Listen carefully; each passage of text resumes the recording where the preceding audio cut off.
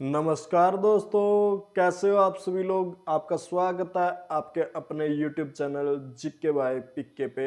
आज हम इस वीडियो में पढ़ेंगे भाई पंचायती राज व्यवस्था लाने के लिए जो जो समितियां बनी और उसके बाद जो 73वां संविधान संशोधन हुआ जो कि साल 1993 में हुआ, उसमें क्या क्या प्रावधान रखे गए थे और जो समितियां बनी थी उन्होंने क्या क्या सिफारिशें की थी भाई। ठीक है, तो सबसे पहले हम शुरुआत करते हैं पंचायती राज। जो पंचायती राज व्यवस्था लाने के लिए जो मुख्य तौर पर जो समिति बनी थी उसमें सबसे पहली समिति कौन सी बनी थी, वे बलवंत राय मेहता समिति। बलवंत राय मेहता समिति।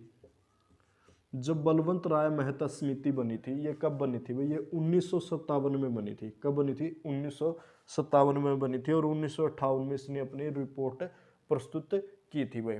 और बलवंत राय मेहता समिति के अनुसार जो पंचायत है यानी कि पंचायत राज व्यवस्था वो कितनी स्तरीय होनी चाहिए थी, यानी कि 3 स्तरीय होनी चाहिए थी। यानी कि बलवंत राय मेहता समिति ने सिफारिश की थी वह पंचायती राज व्यवस्था 3 स्तरीय हो, यानी कि त्रिस्तरीय होनी चाहिए, जिसमें सबसे निम्न स्तर पे क्या होती है, ग्राम पंचायत होती है। क्या होती है, ग्राम पंचायत होती है। दूसरे पे क्या होता है, ब्लॉक समिति, यानी कि ब्लॉक समिति या फिर कह लो खंड समिति। खंड समिति या फिर कह लो यानी कि पंचायत समिति। पंचायत समिति होती है, ठीक है ना। और सबसे ऊपर कौन सा होता है, यानी कि जिला परिषद। ठीक है, यानी कि बलवंत राय मेहता समिति ने क्या सिफारिश की थी, वह जो पंचायती राज व्यवस्था हो त्रिस्तरीय हो, जिसमें निम्न स्तर पर ग्राम पंचायत यानी कि ग्राम लेवल पे क्या हो, ग्राम पंचायत हो, ब्लॉक पे या खंड पे क्या हो, खंड समिति हो या फिर पंचायत समिति हो, और जिला पे क्या होना चाहिए, जिला परिषद होना चाहिए। और बलवंत राय मेहता समिति ने ही क्या बताया था, वह जो यानी कि जो पंचायती राज व्यवस्था का क्या में क्या होना चाहिए, विकेंद्रीकरण होना चाहिए। यानी कि जो पावर है या फिर सत्ता है, सत्ता का क्या होना चाहिए, वह विकेंद्रीकरण होना चाहिए। यानी कि विकेंद्रीयकरण होना चाहिए, केंद्रीयकरण होना चाहिए। ठीक है ना। विकेंद्रीयकरण का मतलब क्या होता है, बस जो सत्ता है जो पावर है उसका क्या होना चाहिए, बंटवारा होना चाहिए। जैसे कि सारी शक्ति यानी कि किसके पास नहीं होनी चाहिए, केंद्र सरकार के पास नहीं होनी चाहिए, तो वो कुछ शक्ति किसको दे देती है, राज्य सरकार को देती है। और पूरी शक्ति राज्य पे ना होकर वो किसको मिलनी चाहिए, कुछ हद तक शक्तियाँ यानी कि पंचायतों को भी मिलनी चाहिए। और यानी कि सत्ता का क्या होना चाहिए, विकेंद्रीकरण होना चाहिए। यानी कि सत्ता का जो जो अपनी पावर है उसका क्या होना चाहिए, डिस्ट्रीब्यूशन होना चाहिए, बंटवारा होना चाहिए। तो इस बात को भी किसने बोला था, बलवंत राय मेहता समिति ने बोला था। और बलवंत राय मेहता समिति की सिफारिश क्या थी भाई, जो पंचायती राज व्यवस्था वो कितनी होनी चाहिए, त्रिस्तरीय होनी चाहिए भाई। ठीक है। उसके बाद जो दूसरी समिति आई उसका नाम क्या था भाई, अशोक मेहता समिति था। अशोक मेहता समिति था। अशोक मेहता समिति। जो अशोक मेहता समिति थी ये कब आई थी भाई, ये 1977 में आई थी। कब आई थी, 1977 में आई थी। और अशोक मेहता समिति ने क्या सिफारिश की थी भाई, जो पंचायती राज व्यवस्था है वो द्विस्तरीय होनी चाहिए, यानी कि द्विस्तरीय होनी चाहिए। यानी कि द्विस्तरीय में सबसे निम्न पे क्या हो गया भाई, ग्राम पंचायत। और जिला लेवल पे क्या होना चाहिए, जिला परिषद होना चाहिए। जिला परिषद होना चाहिए। यानी कि जो इसमें ब्लॉक समिति या खंड समिति का कहीं पे भी कोई प्रावधान नहीं था। और इसमें यह भी बोला गया था भाई जहाँ पे आबादी यानी कि क्या 20 लाख से ज़्यादा हो यानी कि जिस जिले की, तो वहीं पे क्या होना चाहिए, खंड या पंचायत समिति होना चाहिए भाई। ठीक है। उसके बाद में जो तीसरी समिति आती है, तीसरी समिति क्या है, PVK राय समिति आती है। ठीक है ना। कौन सी समिति आती है, PVK राय। तीसरी समिति कौन सी आती है, PVK राय समिति आती है। ठीक है ना। और ये समिति कब आती है, ये समिति 1985 में आती है। और उसके बाद सबसे जो इम्पोर्टेंट समिति बनती है वो कौन सी बनती है, LM सिंधवी। LM सिंधवी समिति बनती है भाई। ठीक है ना। LM सिंधवी समिति कब बनती है, 1986 में बनती है।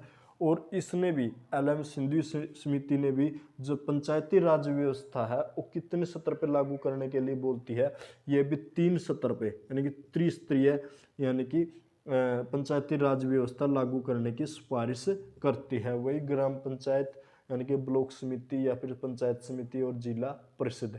और कहते हैं LM सिंधवी समिति की अनुशंसा पे ही साल 1993 में संविधान में संशोधन होता है, 73वां संशोधन। कौन सा होता है? 73वां संशोधन। और 73वां संशोधन होने के साथ ही यानी कि जो पंचायती राज व्यवस्था को संवैधानिक दर्जा प्राप्त हो जाता है। और पूरे भारत में यानी कि 24 अप्रैल 1993 को यानी कि क्या लागू कर दिया जाता है? पंचायती राज व्यवस्था लागू कर दी जाती है। मतलब कुछ राज्यों को छोड़ के, जैसे मेघालय, ठीक है ना, मेघालय था, नागालैंड था, मणिपुर था, मिजोरम था, ठीक है ना। इन राज्यों को, जैसे पश्चिम बंगाल का दार्जिलिंग क्षेत्र था, इन राज्यों को छोड़ के पूरे भारत में लगभग क्या कर दिया जाता है, यानी कि पंचायती राज व्यवस्था लागू कर दिया जाता है। और हरियाणा में यानी कि पंचायती राज व्यवस्था कब लागू होता है? 22 अप्रैल 1994 को लागू होता है भाई, ठीक है। लेकिन भाई जो 73वां संविधान संशोधन है ये कहता क्या है, मतलब इसमें लिखा क्या गया था भाई? 73वां संविधान संशोधन में क्या बात बोली गई थी? यानी कि 73वां संविधान संशोधन के तहत जो पंचायती राज को क्या बनी, यानी कि संवैधानिक दर्जा मिला। उसके साथ ही जो 73वां संविधान संशोधन के तहत ही यानी कि जो भारतीय संविधान में कौन सी अनुसूची जोड़ी गई? 11वीं अनुसूची जोड़ी गई। यानी कि 11वीं अनुसूची किससे रिलेटेड है? पंचायती राज व्यवस्था से रिलेटेड है। और पंचायती राज के पास या फिर पंचायत के पास कुल कितने विषय है? 29 विषय है। और पंचायती राज व्यवस्था या पंचायती राज किसका विषय है? ये राज्य सूची का विषय है, राज्य सूची का विषय। जैसे कि हमने पिछली वीडियो में बताया था, 3 तरह की सूची होती है, केंद्र सूची, राज्य सूची और सीमावर्ती सूची। जो केंद्र सूची है उस पर कानून बनाने का हक केंद्र को होता है, राज्य सूची पे जो कानून बनाने का हक किसका होता है? राज्य का होता है। और जो सीमावर्ती सूची होती है इस पे कानून बनाने का हक तीनों का होता है, केंद्र का भी और राज्यों का भी। लेकिन यदि केंद्र का पहले कानून है तो केंद्र का कानून लागू माना जाता है सीमावर्ती सूची में, वही, ठीक है। और उसके बाद में 11वीं और एक किस अनुच्छेद के तहत इसको जोड़ा गया? 243 अनुच्छेद के तहत इसको जोड़ा गया। और जो पंचायती राज व्यवस्था का वर्ण अनुच्छेद 243 में क से लेके अण तक है, ठीक है भाई। और जो 73वां संविधान संशोधन है वो क्या क्या बात बोलता है, यानी कि उसमें क्या क्या चीजें लिखी हुई है? 73वां संविधान संशोधन के तहत सबसे पहले यानी कि जो पंचायती राज व्यवस्था है, यानी कि पंचायती राज व्यवस्था है वो कितनी स्तरीय होगी? त्रिस्तरीय, यानी कि त्रिस्तरीय होगी। यानी कि जो पंचायती राज व्यवस्था हो कितनी स्तरीय होगी? 3 स्तरीय होगी। जैसे कि ग्राम पंचायत, ठीक है ना, उसके बाद खंड पंचायत या खंड समिति या पंचायत समिति और जिला परिषद। उसके बाद यानी कि जो 73वां संविधान संशोधन के तहत प्रत्येक सत्र यानी कि जो पंचायती राज व्यवस्था के तीनों सत्र है, तीनों के तीनों सत्रों पे यानी कि जो महिलाओं के लिए आरक्षित सीट कितनी होगी? 1/3 आरक्षित सीट होगी। यानी कि जैसे ग्राम पंचायत है, खंड समिति है और ब्लॉक यानी कि जिला परिषद है, तीनों सत्रों में जो पंचायत जो महिलाओं के लिए आरक्षित कितना होगा? 1/3, यानी कि 1/3 सीट किसके लिए आरक्षित होगी? महिलाओं के लिए आरक्षित होगी भाई।